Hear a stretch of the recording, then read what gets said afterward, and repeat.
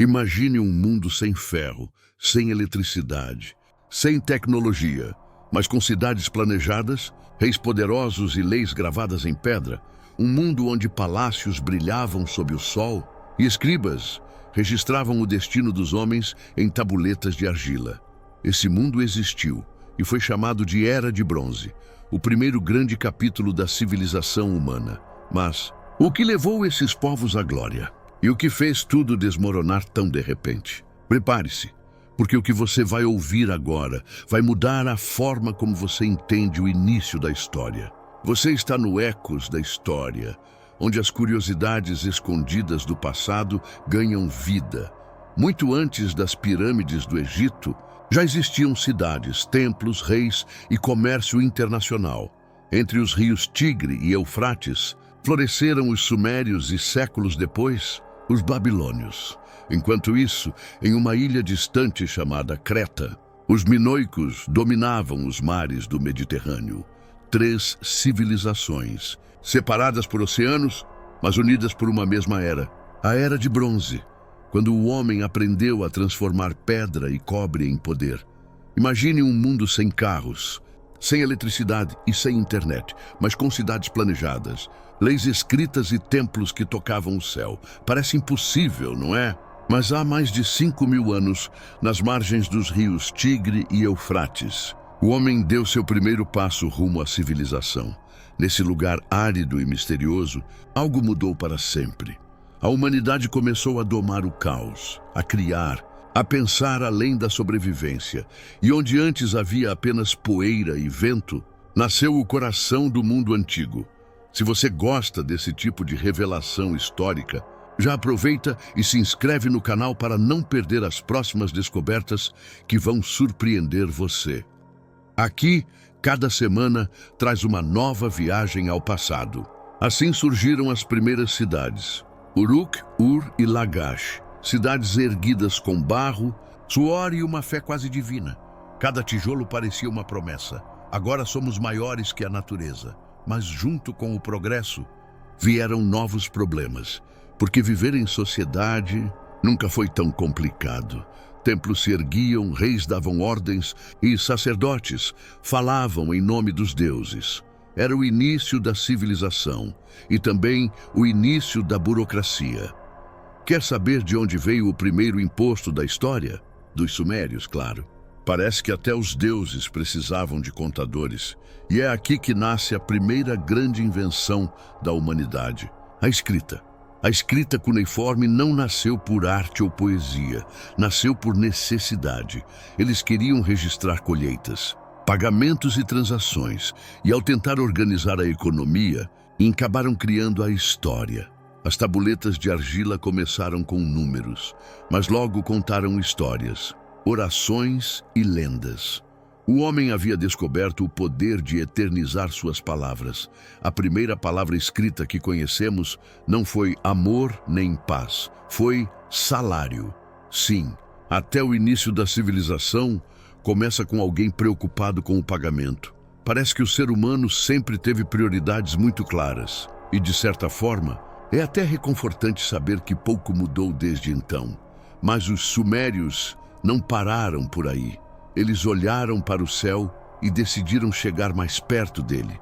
Assim nasceram os zigurates, templos gigantescos que pareciam escadas para o divino. De longe, reluziam sob o sol como montanhas feitas pelas mãos dos homens. E cada degrau era um lembrete da ambição humana de tocar o infinito. Essas torres eram o coração espiritual das cidades. Ali, acreditavam que os deuses desciam para ouvir suas preces e aceitar suas oferendas. Para os sumérios, os deuses não moravam no céu distante, moravam entre eles. Cuidavam da colheita, da chuva, do destino. E se os deuses ficassem irritados, o preço era alto. Enchentes, secas e pragas eram vistas como recados divinos. Talvez fosse o primeiro feedback da história, e bem mais severo que os comentários do YouTube. E enquanto os sacerdotes tentavam acalmar os céus, os reis tentavam controlar o povo. Assim nascia a política, e junto dela, a eterna luta entre fé e poder. Os reis sacerdotes governavam com autoridade sagrada, mas também com planilhas de barro, cheias de impostos e leis. E foi assim, tentando colocar ordem no caos, que surgiu o primeiro código legal do mundo. Em Lagash, um rei chamado Urukagina escreveu leis para proteger o povo e punir os corruptos. 1000 anos antes de Hammurabi, já existia justiça, ou pelo menos o que chamavam de justiça. A vida nas cidades era intensa. Comerciantes, artesãos e agricultores faziam as engrenagens girarem. As ruas eram cheias de barulho, negociações e o cheiro das fornalhas. O progresso parecia invencível e as muralhas eternas. Mas todo império que se julga eterno, um dia se depara com o tempo, e o tempo é implacável. As colheitas começaram a falhar, as chuvas diminuíram, os rios se enfraqueceram. O que antes era fartura virou desespero. O povo começou a fugir, os templos se esvaziaram, e o silêncio tomou o lugar das orações. Algo estava terminando, e ninguém sabia o quê. Alguns historiadores falam em invasões, outros em mudanças climáticas. Talvez tenha sido tudo isso junto, ou talvez apenas a natureza lembrando que ainda é mais poderosa que qualquer rei. De repente, as cidades que um dia brilharam como joias viraram poeira, e o que restou foram ruínas, pedras e ecos do que um dia foi grandeza.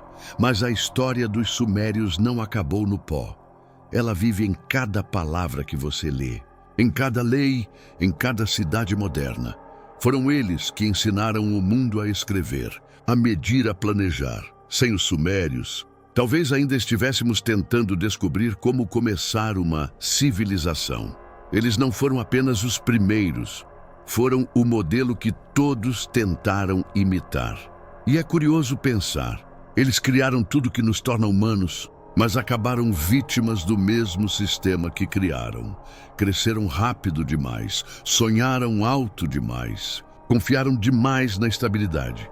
E o resultado foi o colapso, o primeiro colapso de uma civilização humana. Quando as últimas tabuletas foram escritas, ninguém imaginava que aquele mundo estava morrendo. As torres se desmanchavam, os rios mudavam de curso, e a história virava lenda. Mas mesmo em ruínas, os sumérios deixaram uma marca que o tempo não apagou. Eles mostraram que o ser humano é capaz de criar algo grandioso e também de destruí-lo. E talvez essa seja a lição mais antiga da Terra, porque, no fundo, ainda somos um pouco sumérios, ainda construímos templos modernos, feitos de vidro, metal e ambição. Ainda acreditamos em poder, em progresso e em eternidade, mas como eles, às vezes esquecemos de olhar para os sinais do céu. E a história sempre cobra quando esquecemos dela. Quando os sumérios desapareceram nas areias do tempo, um novo povo se levantou das mesmas terras. Chamavam-se babilônios. E vieram não apenas para reconstruir, mas para dominar. Eles transformaram a herança dos antigos em algo ainda maior. Um império. E com ele, nasceu o poder organizado, a política e a lei. A Babilônia seria o novo coração do mundo. No centro de tudo estava um nome que o tempo não conseguiu apagar. Hammurabi, um rei que entendeu o que muitos líderes modernos ainda não compreendem. Sem justiça, nenhuma cidade dura. Sem ordem, até os deuses se retiram. E então, ele decidiu gravar a justiça em pedra. Nascia o Código de Hammurabi, um dos mais antigos conjuntos de leis da humanidade, gravado em uma estela de diorito, negra e imponente, para que todos pudessem ver. Ali estavam registradas regras sobre comércio, família, propriedade e até o preço de um boi teimoso. Mas havia algo mais profundo, uma tentativa de equilibrar poder e responsabilidade. Um lembrete de que ninguém, nem o rei, está acima da lei. Você já ouviu a frase olho por olho, dente por dente? Pois é, ela veio daqui. Mas o código era muito mais que vingança. também protegia viúvas, órfãos e pobres. Era uma lei que via o povo não como servos, mas como parte de um todo, um ideal que soava avançado. Até para o século atual, a Babilônia era um espetáculo aos olhos de quem a via. Imagine ruas cheias de vida, caravanas vindas de todas as direções, comerciantes negociando tecidos, escribas registrando contratos em tabuletas de argila e o som constante do martelo, moldando o futuro, tudo sob muralhas que pareciam tocar o próprio céu. No centro da cidade se erguia o zigurate de Etemenanque, uma torre monumental dedicada ao deus Marduk. Muitos acreditam que ela inspirou o mito da Torre de Babel, a escada que tentava alcançar os céus. De sua base, o rei olhava para cima e via poder, mas talvez lá do alto os deuses vissem apenas arrogância.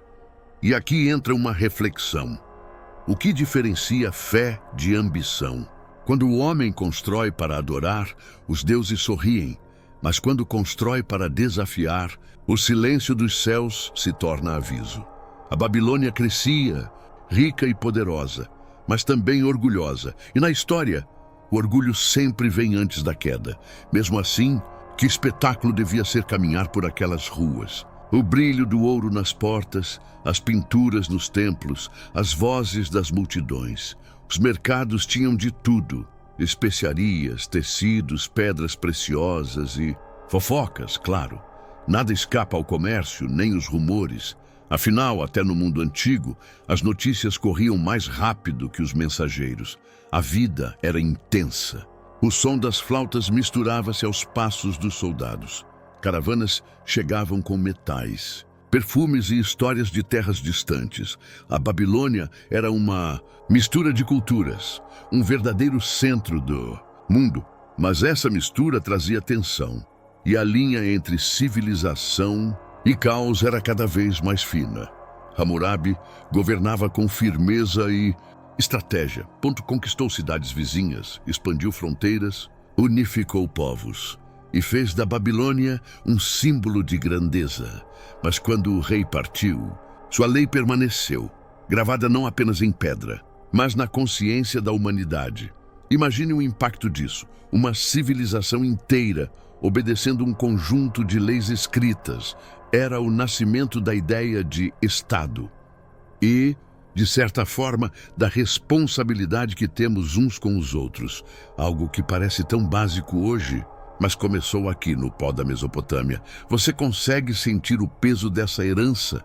Mas nem tudo era harmonia sob o sol da Babilônia. Onde há poder, há também cobiça. Reis sucederam reis e o império começou a se fragmentar. O que era unidade virou disputa e o que era glória começou a ruir. Mesmo assim, a cidade não perdeu seu brilho. Séculos depois, viajantes ainda a chamariam de maravilha do mundo. Suas muralhas, dizem, eram tão largas que carruagens corriam lado a lado sobre elas. O ar era perfumado por jardins suspensos, que pareciam flutuar no ar. Talvez fosse o paraíso na terra, ou uma ilusão de poder. A verdade é que o poder tem prazo de validade. Nenhum império dura para sempre, e os deuses sabem disso. A Babilônia se tornou o espelho do próprio orgulho humano. Quanto mais alto subia, mais frágil se tornava. E bastou um sopro do destino para que tudo começasse a desmoronar. O rio que antes alimentava a cidade começou a engolir seus pilares. As guerras drenaram suas forças, as intrigas corroeram suas muralhas invisíveis. E os descendentes dos grandes reis viraram apenas sombras em textos quebrados. A Babilônia, o coração do mundo, começou a perder o ritmo. O som das flautas silenciou, mas sua influência atravessou os séculos. A lei, a arquitetura, a escrita, tudo isso ecoa até hoje. De certa forma, e Babilônia nunca morreu. Ela apenas mudou de forma e continuou dentro de nós. Toda vez que buscamos justiça, é a voz de Hammurabi que ainda fala. E agora eu te pergunto, será que aprendemos com eles? Ou estamos apenas repetindo o ciclo de glória e queda? Os babilônios acreditavam que a lei podia equilibrar o mundo, mas talvez o que o mundo precise, de verdade, seja humildade, porque até os impérios mais grandiosos se desfazem com o tempo. E assim, entre o som distante das trombetas e o eco dos deuses silenciosos, a Babilônia desceu do trono, mas deixou uma herança eterna. A ideia de que poder sem justiça é destruição, e justiça sem compaixão é apenas mais uma forma de tirania. O império caiu, mas a lição ficou. Enquanto o Oriente erguia torres de pedra e escrevia leis em tabuletas, o Ocidente desbravava os mares. Ali, no coração do Mediterrâneo, uma ilha banhada por luz e mistério dava origem a algo novo. Seu nome era Creta, e seu povo seria lembrado como os minoicos, uma civilização que parecia mais um sonho do que realidade. E talvez, por isso mesmo, tenha desaparecido como diferente dos impérios da guerra. Os minoicos escolheram o mar como aliado. Eles não conquistavam pela espada, conquistavam pelo comércio. Seus navios cortavam as ondas, levando azeite, vinho e cerâmica para o Egito, a Anatólia e a Mesopotâmia. E, em troca, recebiam ouro, metais e histórias de reinos distantes. Era o início da diplomacia marítima, com uma pitada de aventura. Mas o que mais impressionava não eram suas rotas, e sim suas cidades. Os palácios minoicos eram obras-primas de arte e engenharia. Canossos, o mais famoso, era um verdadeiro labirinto de corredores, pátios e salões coloridos. Suas paredes eram cobertas por murais vivos, cheios de golfinhos, touros e dançarinas. Dizem que dali nasceu o mito do Minotauro, meio homem, meio fera, perdido no labirinto. Mas talvez o verdadeiro monstro fosse outro, o próprio poder. Porque um império tão belo também precisava se sustentar. E o comércio, por mais fascinante que seja, sempre traz riscos. Um navio perdido podia significar a ruína de um rei. E os mares, como a história ensina, nunca foram totalmente confiáveis. O curioso é que os minoicos não construíam muralhas. Talvez acreditassem que suas frotas eram muralhas flutuantes, ou talvez confiassem demais na paz que o comércio parecia oferecer. Mas será que existe segurança eterna? Ou será que o perigo sempre vem, justamente quando nos sentimos invencíveis? Os minoicos eram mestres em viver bem. Seus palácios tinham sistemas de encanamento, banheiros e ventilação natural. 1000 anos antes de Roma sonhar com isso. Enquanto outros povos lutavam por território, eles trocavam perfumes e arte. Era como se tivessem descoberto o segredo da civilização ideal. Mas toda perfeição carrega uma sombra à espreita, e essa sombra viria do próprio mar. Por volta de 1600 anos antes de Cristo, a vizinha ilha de Thera, hoje chamada Santorini, explodiu. Uma das maiores erupções da história transformou o céu em noite e o mar em fúria. Ondas gigantes avançaram sobre Creta, destruindo portos e navios. O rugido da natureza ecoou mais alto que qualquer tambor de guerra. Imagine o pavor. O céu escurecendo, cinzas caindo como neve quente, o mar recuando por instantes antes de voltar em muralhas líquidas. As cidades costeiras desapareceram em minutos e a civilização dos senhores do mar começou a se dissolver.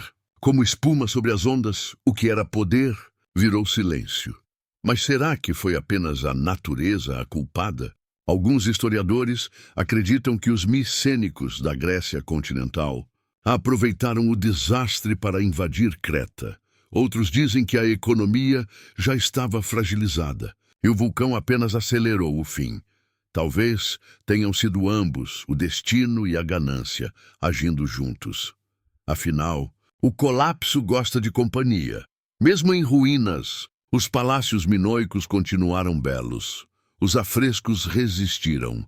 As colunas se mantiveram de pé, desafiando o tempo. É quase como se quisessem lembrar o mundo de que a arte é mais duradoura que o poder. E talvez seja mesmo. Quantos reis você lembra pelo nome? E quantas obras de arte ainda emocionam você? Os minoicos não deixaram exércitos, mas deixaram cores. Não deixaram tratados, mas deixaram beleza. Sua escrita, chamada Linear A, até hoje permanece indecifrada. Como se o próprio povo tivesse decidido guardar seus segredos do futuro. Talvez seja a maneira deles de dizer: nem tudo precisa ser entendido, apenas sentido. O mais fascinante é que, mesmo depois do desastre, sua influência se espalhou. A cultura minoica moldou os micênicos e, por consequência, a Grécia clássica. Cada templo, cada mito, cada história de herói tem um toque dessa antiga ilha. De certa forma, o mundo ocidental nasceu em Creta, nas mãos de um povo que acreditava no equilíbrio entre arte e vida. E talvez seja por isso que ainda nos sentimos tão conectados a eles. Mas o que podemos aprender com os minoicos? Talvez que o verdadeiro poder não vem da força, mas da harmonia. Eles provaram que civilização não precisa nascer da guerra, mas também mostraram que mesmo os mais pacíficos não estão a salvo do destino. O mar, afinal, não obedece reis. Hoje, quem visita Creta ainda sente essa energia. Entre as ruínas de Knossos, o vento sopra como se sussurrasse histórias antigas. O chão parece guardar lembranças de passos que há muito desapareceram. E os deuses do mar talvez ainda observem, silenciosos, o que restou de sua criação. Afinal, o mito nunca morre. Ele apenas muda de forma. E você, se tivesse vivido naquela época, teria escolhido a guerra ou o mar, a espada ou a vela, o poder ou a paz? Perguntas que os minoicos responderam com seus navios, e nós ainda tentamos entender. Eles navegaram por mares desconhecidos e acabaram navegando também pelo mistério do tempo. Os senhores dos mares se foram, mas o oceano ainda fala o nome deles. O mundo antigo não era isolado, como muitos imaginam. As civilizações da Era de Bronze estavam interligadas por uma teia invisível de comércio e cultura. Do Egito à Mesopotâmia, de Creta à Anatólia, tudo estava conectado. Navios cruzavam mares, caravanas cortavam desertos, e as riquezas do mundo fluíam como sangue em um mesmo corpo. Mas o que acontece quando o coração desse corpo para de bater? O estanho vindo do Oriente era o segredo do poder. Sem ele, o bronze, que dava nome à era, simplesmente deixava de existir. O cobre estava em toda parte, mas o estanho era raro ou precioso, indispensável. Era o combustível da guerra, da arte, da economia. E quando o estanho parou de chegar, o mundo começou a desmoronar. Imagine esse cenário: navios sumindo nas tempestades, rotas invadidas, portos em silêncio. As tabuletas deixaram de registrar transações e passaram a registrar lamentos. Sem comércio, vieram a fome e a desconfiança. Cidades começaram a se fechar em si mesmas, e o que era um sistema global virou uma sequência de ruínas isoladas. O colapso não aconteceu em um dia, mas parecia um trovão que ecoava por décadas. Secas devastaram colheitas, terremotos destruíram portos e povos inteiros migraram em busca de sobrevivência. Os escribas deixaram de escrever, os reis deixaram de governar. Ordem virou caos e o silêncio tomou o lugar da diplomacia. Alguns historiadores chamam esse período de a primeira crise global da humanidade. E com razão, porque quando um elo da corrente quebrou, todos os outros seguiram. O comércio desabou, os impérios caíram e as rotas que uniam o mundo se perderam sob a poeira do tempo. Você consegue imaginar o desespero de ver o mundo conhecido simplesmente sumir? As cidades queimaram uma a uma, templos foram saqueados, palácios abandonados às chamas. O que antes era poder virou fumaça dançando no vento. Ruínas cobriram o mapa como feridas abertas. E o homem percebeu, talvez pela primeira vez, o preço da dependência. O colapso da Era de Bronze não foi apenas uma tragédia. foi uma lição brutal. Mostrou que nenhuma civilização, por mais grandiosa que seja, é indestrutível. Quando a ganância supera o equilíbrio, o sistema cede. Quando o medo toma o lugar da confiança, o comércio morre. E quando a fome chega, até os deuses parecem calar. As lendas falam dos povos do mar, guerreiros misteriosos que destruíram cidades e portos. Talvez fossem refugiados, povos famintos buscando terras novas. Ou talvez, simplesmente, o rosto humano do caos que todos ajudaram a criar.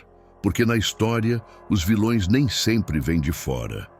Às vezes, somos nós mesmos. E o mais assustador é perceber o quanto essa história soa familiar. Cidades antes grandiosas se tornaram fantasmas. Os reis sumiram. Os escribas desapareceram. As rotas foram esquecidas.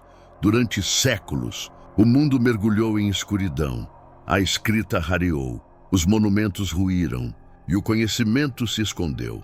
Era o fim da Era de Bronze e o início de uma longa noite. Mas toda a escuridão carrega uma semente de renascimento. Dos escombros, novas. Culturas começaram a surgir. Novos povos herdaram fragmentos do que foi perdido. A Idade do Ferro nascia, moldada pelo sofrimento e pela memória.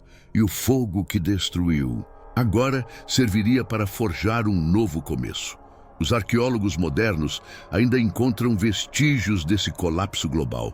Navios afundados com cargas inacabadas, cidades congeladas no tempo, cartas pedindo ajuda, escritas por reis que nunca receberam resposta. São vozes presas na argila, sussurrando para quem quiser ouvir, e todas repetem o mesmo aviso: nada é eterno. Pense nisso por um instante. Esses povos acreditavam que seus impérios durariam para sempre e, no entanto, em poucas décadas, o mundo deles desapareceu. Quantas vezes nós também acreditamos que nosso sistema é inabalável? A história sempre volta, mas o homem insiste em não escutá-la. É impossível não se perguntar: e se estivermos vivendo nosso próprio colapso? Hoje, o comércio global ainda pulsa como aquele da antiguidade, mas basta um erro, uma crise, um desequilíbrio, e tudo pode mudar. Talvez a maior lição da Era de Bronze seja essa: a civilização é uma teia frágil, e cada escolha humana pode ser o fio que a mantém, ou o que a rompe. O fim da Era de Bronze não foi o fim da humanidade, foi o reinício, um lembrete de que o conhecimento precisa ser reconstruído a cada geração, que a arrogância cobra caro e que toda era de luz carrega a sombra do esquecimento. E enquanto as ruínas dormem sob a areia e o mar, a pergunta permanece: será que aprendemos alguma coisa? Ou estamos apenas repetindo o ciclo com novos nomes e as mesmas falhas? A resposta, talvez, ainda esteja enterrada junto aos templos silenciosos. E cabe a nós escutar o que o passado está tentando dizer. E aqui está o verdadeiro mistério da Era de Bronze. 3 civilizações separadas por oceanos, mas unidas por algo invisível: a conexão. Os sumérios, os babilônios e os minoicos foram os primeiros a criar um mundo interligado, um sistema de trocas, ideias e alianças que cruzava desertos e mares. Eles construíram o primeiro mundo globalizado da história. Cidades-estado negociavam grãos, metais e conhecimento.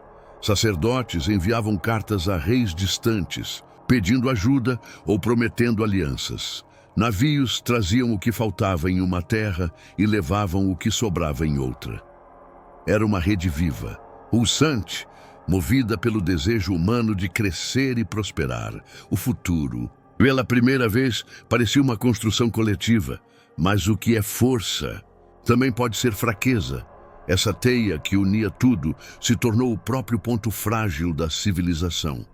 Quando uma rota caiu, todas as outras sentiram o impacto. Quando um reino entrou em colapso, o efeito dominó começou, e o que parecia união se transformou em tragédia. O comércio parou, os mensageiros desapareceram e o silêncio tomou conta do mundo.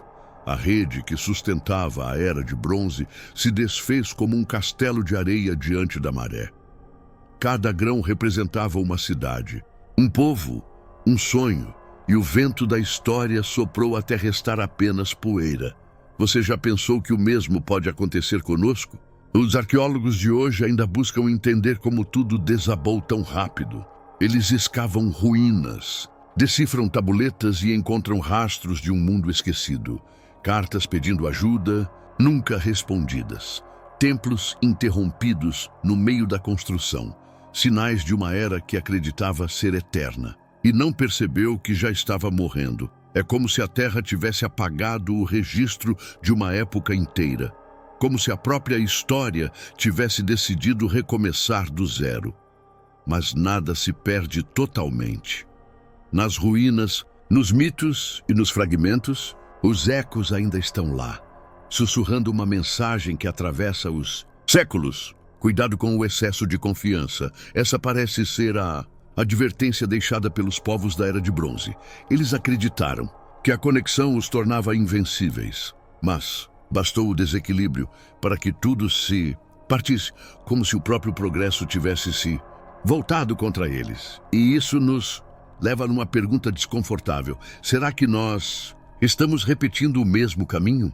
Vivemos em um mundo ainda mais conectado, ainda mais dependente. E como eles, acreditamos que nada pode dar errado. Mas será que a história pensa da mesma forma? O que torna essa reflexão tão poderosa é o espelho que ela nos oferece. Os povos da Era de Bronze acreditavam que dominavam o mundo. Nós também acreditamos. Eles confiavam em suas redes comerciais. Nós confiamos em nossos cabos de fibra e satélites. A diferença é apenas o tempo, não a lição. A lição é clara e dura. Nenhuma civilização é eterna. Não importa o tamanho de suas muralhas ou a força de seus reis. Tudo o que é humano é frágil. Temporário, passageiro, a história não destrói, apenas recicla. E o que não aprende, repete. Quando o equilíbrio se rompe, até os deuses ficam em silêncio. Foi assim com os sumérios, os babilônios e os minoicos. O que começou como união, terminou em isolamento e ruína. Mas no fim, o silêncio não é punição, é um convite para ouvir e recomeçar. Porque toda queda carrega um ensinamento. Toda destruição abre espaço para algo novo. E talvez seja isso que a Era de Bronze ainda tenta nos contar, que o verdadeiro poder não está na força, nem na riqueza. Está em aprender a ouvir o que o passado grita no meio do silêncio. Então, da próxima vez que você olhar para o mundo moderno, cheio de tecnologia e velocidade, lembre-se dos povos que também acreditaram ter alcançado o auge. Lembre-se das cidades que brilharam sob o sol e desapareceram sob a poeira. A história não quer nos assustar, ela quer nos preparar. A pergunta é, nós estamos ouvindo? E assim termina o ciclo da Era de Bronze, um tempo de glória, queda e lição. Os deuses calaram, os impérios ruíram, mas o conhecimento sobreviveu. E se escutarmos com atenção, talvez ainda possamos evitar o mesmo destino, porque o passado não morreu. Ele apenas espera ser compreendido. E agora, eu quero saber de você. Qual dessas civilizações mais te surpreendeu? Os visionários sumérios, os poderosos babilônios ou os enigmáticos minoicos? Deixe seu comentário aqui embaixo. Quero saber qual parte dessa história mais te fascinou. E se essa história te surpreendeu, espere até ver o que revelamos no próximo vídeo. Você vai se impressionar com o que a arqueologia ainda está descobrindo. Até a próxima viagem no tempo, aqui no Ecos da História.